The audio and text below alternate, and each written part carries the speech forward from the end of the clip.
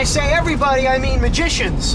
Because today I'm going to talk about something that is specific to magicians.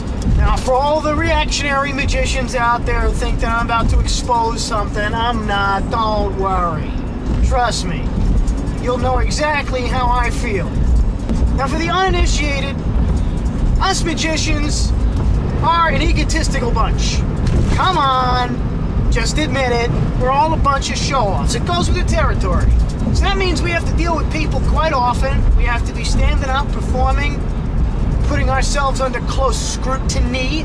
We're watched, we're inspected, we are judged. It can be quite nerve-wracking. Spectators are a fickle bunch. You got some that are real cool and some that are real assholes.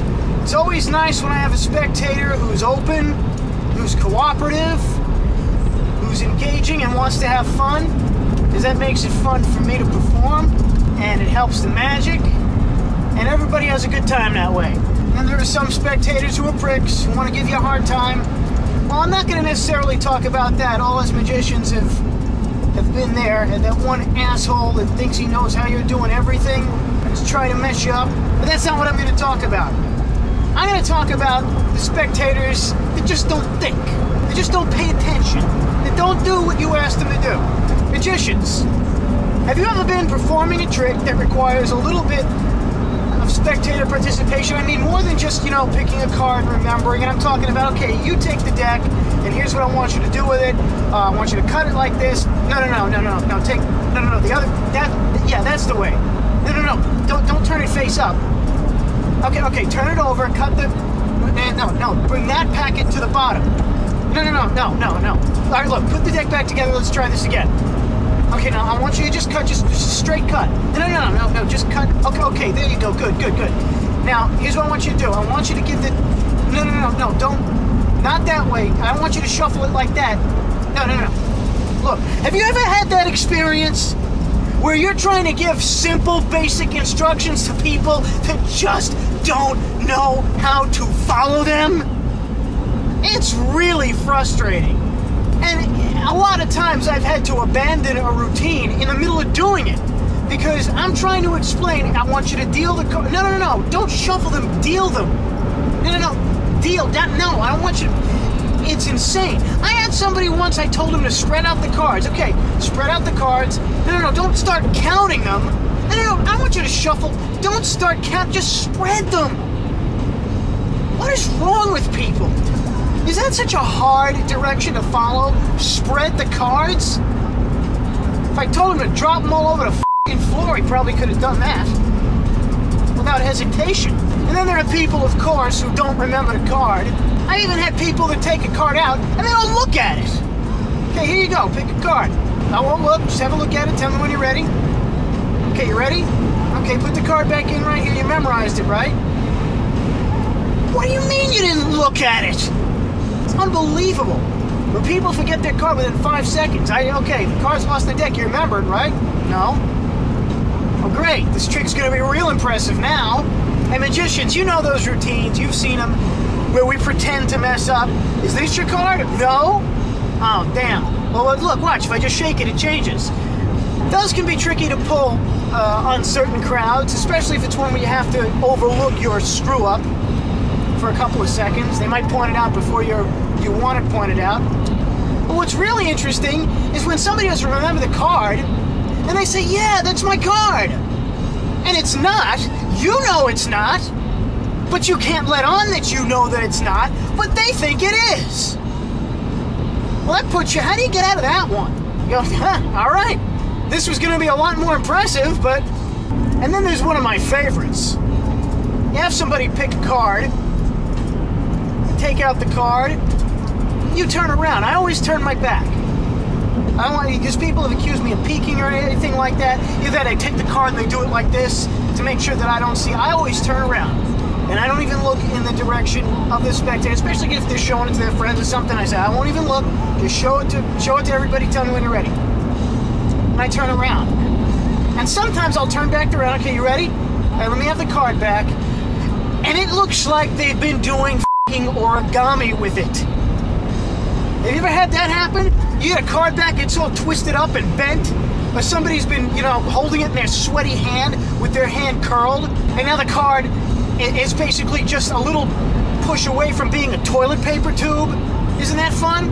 My favorite kind of deck is the Bicycle Shadow Masters deck from Illusionist. Those are my favorite cards. And the last deck that I used, literally within, I think, a couple of hours of opening it, I was stopped at a shopping center near my house, down the street from me actually. Somebody stopped me, and they said, "Who recognized me?" Some teenagers, and they said, "Hey, can you show us some tricks?" So I showed them some tricks, and they bring over their friend who has never seen me before. And they say, "Hey, watch this guy, he does magic. Can you do a trick for her?" "Okay, sure." Found the cards, pick a card. She takes the card and turn around. She gives me the card back, and the card is cracked. She bent the card to the extent that it cracked of a brand new $7 deck of f***ing cards. And I said to her, "What did you do? You bent the card so badly that it's cracked. You ruined the card."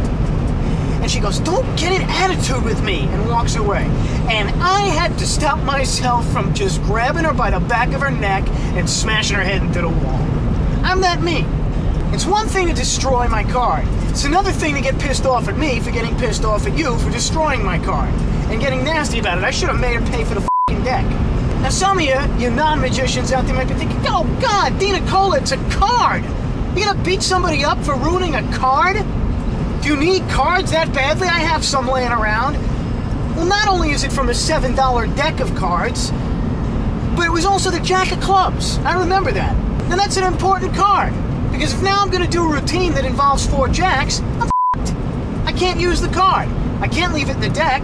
When a card is ruined like that, you know, you're gonna see that. When you put the deck together, you put it in the middle, and you can always see that card. You may not think that's a big deal, but that's what leads people to say, "Oh, I see you've got a funny card in there." Seriously, people, when you pick a card from a magician, don't destroy it unless he asks you to. There are some routines that involve that. If not, try not to hurt it. It's a card. I've saved the best for last here. It's an experience I've had a few times. Any magician knows that working for kids is a risky proposition unless that's your specialty, especially when you're dealing with cards. My specialty is cards. We all know that under a certain age, it doesn't matter. The kid is not going to remember the card. Okay? Kids under a certain age can't tell a jack from an ace, a 2 from a 3, a spade from a club, a heart from his ass. Even the smart ones. So I always, I always keep my sponge balls handy or some coins for really little kids. But it's hard to keep a kid's attention with a lot of things. You got to be real visual. But my favorite is always when Mommy and Daddy notice the magician. Because a lot of times, I'll be sitting around somewhere just messing with my cards, people see. And Mommy and Daddy want me to entertain little Junior. And I'm going to miss my exit here. Okay, good. So then they say to me, hey, show my kids. They'll love this. Hey, why don't we let them pick a card? And you look at the kid. He's got his fingers in his nose, snot running down his face, drool. I'm not talking about like an infant. I'm talking about one of those 7-year-old kids who doesn't really get it yet. And they're just a filthy, disgusting mess. They got more food on their shirt than they've consumed in a week. And they say, hey, let him pick a card. I got a better idea. Let's not! I've had that happen.